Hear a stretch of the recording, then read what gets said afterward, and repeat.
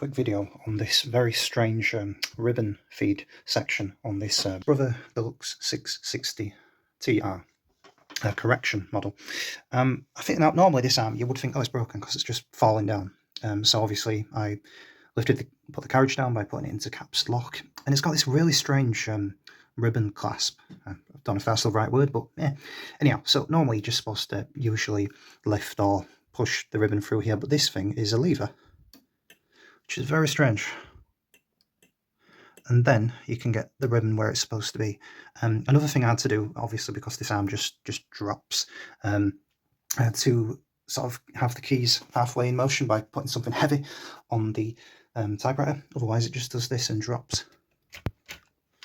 Because without the keys in motion it just drops.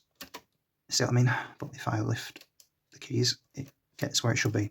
But now that I know that this particular ribbon feed clasp is what I'm going to call it, it just needs to be lifted forwards. That should make it much easier, but something to think of with this particular model. Another feature which I think is quite cool is instead of just one spacebar at a time, it's got this thing called a repeating spacer, and typewriter go burr. Scratch what I said about this being the high and low tension setting. It seems to be on the inside here. So low tension, high tension. Now I am confused what that is for and what this lever is for. And as I'm finding out, that drooping ribbon arm actually might be a bigger issue because only half of the ink seems to be imprinting. So I need to solve that issue, find out what's causing it. Figured out what this red lever is for. As I mentioned, the ribbon clasp is really strange in that it has to be lifted forwards. This lever controls that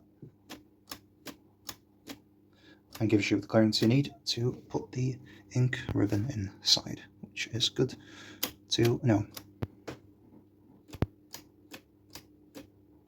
I'm entirely confused. I have no idea why only half the layering is printing.